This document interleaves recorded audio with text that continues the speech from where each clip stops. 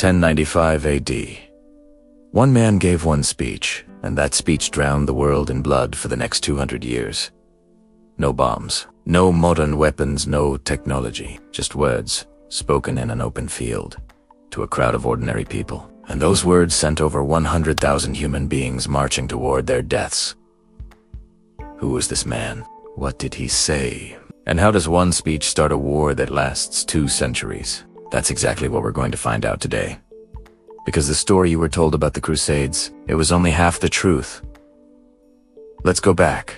The year is 1095, and the world looks nothing like it does today. Europe is not the powerful, organized continent you might imagine. It is broken. It is scared. It is struggling. Kings are fighting kings. Lords are fighting lords. Neighbor is fighting neighbor. There is no peace. There is no order. Just violence everywhere, all the time. On top of that, there is famine. Crops are failing. People are going hungry. The poor are getting poorer, and they've nowhere to turn, no one to trust, and no hope for tomorrow. No government is strong enough to fix any of this. There is only one institution that people still believe in. One institution with real power over the hearts and minds of every single person in Europe. The church. And at the very top of the church, sitting in Rome, dressed in white, holding the keys to heaven and hell in his hands, is the Pope. In 1095, that Pope is a man named Urban II. Now here is where it gets interesting. Most people think of the Pope as a purely spiritual figure, a man of prayer, peace, and God. And Urban II was certainly a man of deep faith, but he was also something else entirely. He was sharp. He was strategic. He was a politician in holy clothing. Urban too had a problem. A very big problem. The church was in a power struggle with the kings and emperors of Europe. These rulers didn't always listen to Rome. They didn't always obey. Some of them even tried to control the church for their own benefit. Urban II needed something, an event, a moment, a cause that would remind all of Europe exactly who was really in charge. He was about to get his opportunity because far away in the east, something had changed. Jerusalem. That one word carries the weight of 3 entire religions. For Christians, it is the city where Jesus walked, where he was crucified. Veri Erose. It is the holiest ground on earth. For Muslims, it is the city where the Prophet Muhammad made his night journey. It is home to the Al-Aqsa Mosque, one of the most sacred places in all of Islam. For Jewish people, it is the site of the ancient temple, the heart of their entire history and identity. This one city, this small, ancient city, every single stone of it sacred. For years, Christian pilgrims have been traveling to Jerusalem freely. The rulers there allowed it. People could come, pray, walk the holy streets, and return home in peace. But then the Seljuk Turks rose to power. They were a Muslim dynasty, strong and expanding. And when they took control of Jerusalem and the surrounding lands, things changed. The roads became dangerous. Pilgrims were attacked. The journey became nearly impossible. And then, the final push. The Byzantine Emperor, Alexios I, ruler of the Eastern Roman Empire, sent an urgent message to Pope Urban II in Rome. His empire was crumbling under Seljuk pressure. He needed soldiers and needed help. He was desperate. He sent his message expecting maybe a few thousand knights. He had no idea what he was about to unleash. Urban II read that message and saw something Alexios never intended. He didn't just see a military request. He saw an opportunity. He called a great meeting, a council in a town in France called Clermont. Bishops, priests, and noblemen came from across Europe. And on November 27th, 1095, Pope Urban II walked out in front of that crowd and opened his mouth. What came next would change the world forever. The crowd went silent. Every eye was on him. Urban II raised his voice and began to speak. He told the crowd about Jerusalem, the holy city, the sacred ground, now in the hands of people he called enemies of God. He told them about Christian pilgrims being attacked, humiliated, and killed on the roads. He told them that the holy places of their faith were suffering, and then he made them an offer that no one had ever made before. He said, "Go and fight. Take up your sword, march to Jerusalem, and free the Holy Land. And if you die on this journey, every single sin you have ever committed will be forgiven. God himself will wipe your record clean. You will go straight to heaven. For people living in 1095, people who were hungry, desperate, guilt-ridden, and afraid of hell, those words were everything. The crowd erupted, thousands of voices screaming together, Deus Vult. Deus Vult. God wills it.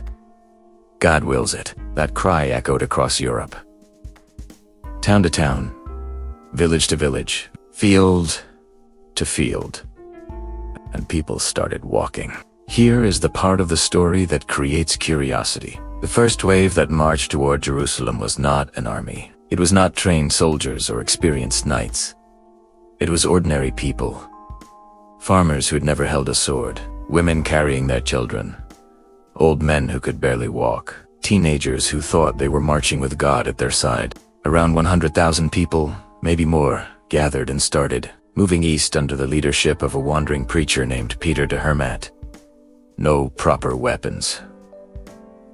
No supply lines. No military strategy. No maps. Just faith.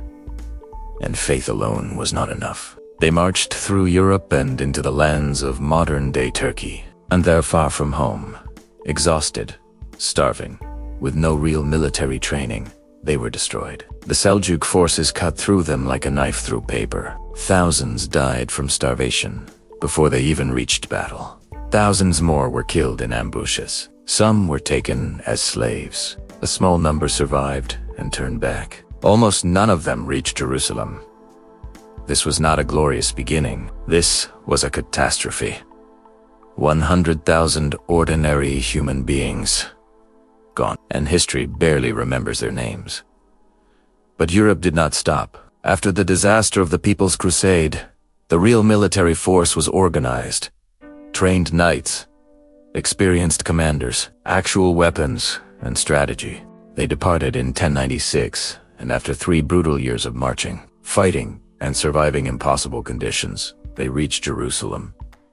On July 15th, 1099, the city fell. The Crusaders broke through the walls.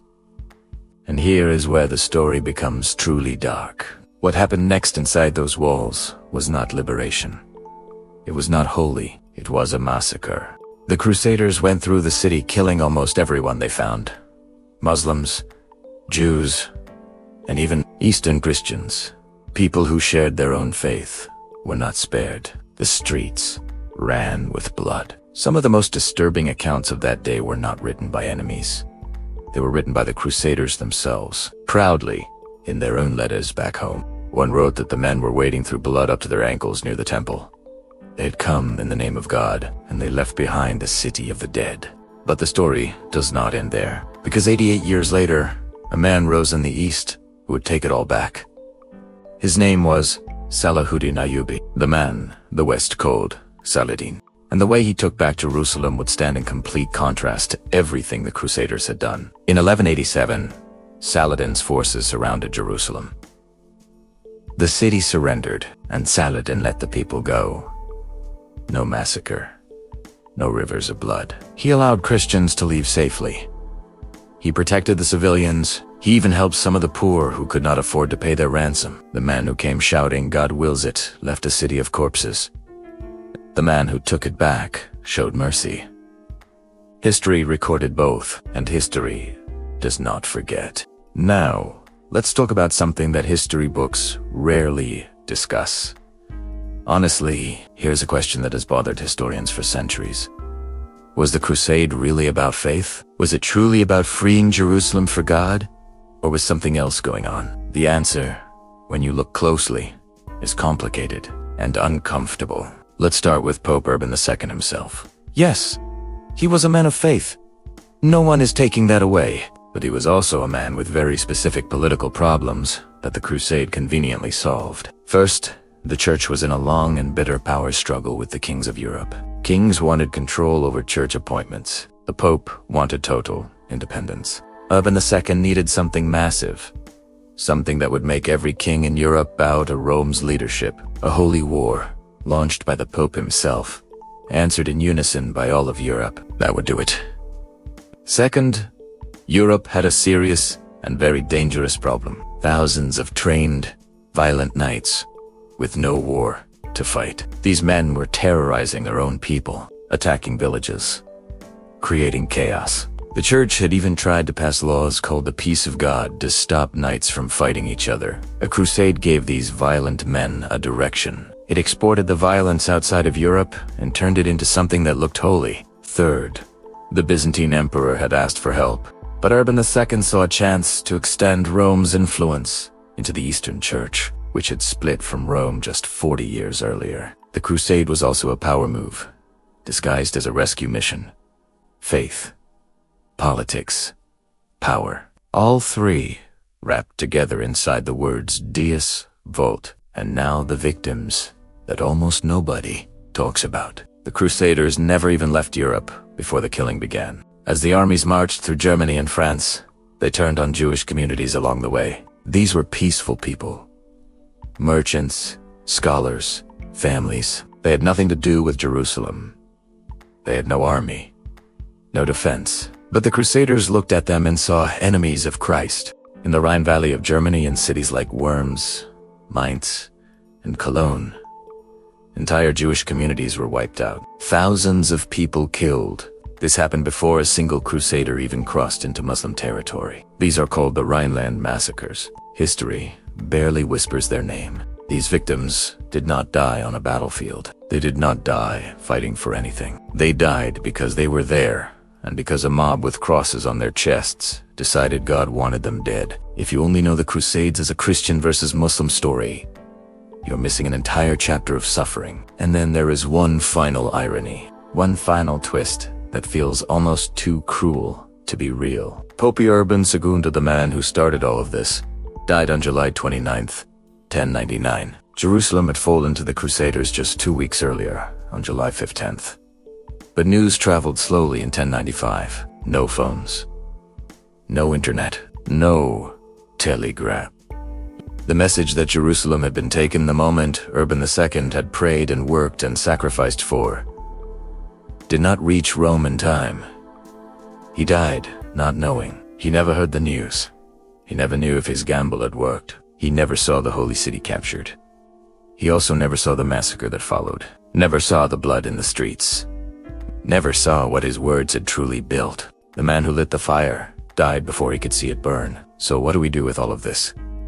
How do we judge it? The answer is carefully. It is easy to look back from the year 2026 and call everyone a monster. It is easy to sit in comfort and point fingers at people who lived in a completely different world with completely different fears and completely different understanding. But it is also too easy to excuse it all as a different time, because the farmers who died in Turkey before ever reaching Jerusalem, they were real people. The children in the Rhineland who were killed for no reason, they were real people. The men and women inside Jerusalem in 1099 who never raised a weapon, they were real people. History has names for the kings and popes and generals. It builds statues for them, writes books about their strategy and their vision. But the 100,000 who died, most of them have no graves, no statues, no names. And that is the truth that no one wants to say out loud, that the powerful write history and the forgotten ones simply become numbers in it. Pope Urban II sent over 100,000 people to die in a land most of them had never seen. Some went for God. Some went for glory. Some went because they had nothing left to lose. Some went because they were told heaven was waiting on the other side. But all of them went because of words. Words spoken by one man, in one field, on one cold November afternoon. That is the terrifying truth about power. It does not need an army to start a war. It only needs a microphone, and the people willing to believe whatever comes out of it. George Santayana said those who cannot remember the past are condemned to repeat it. If you want to watch such unbelievable historical videos, please subscribe channel Untold Beliefs.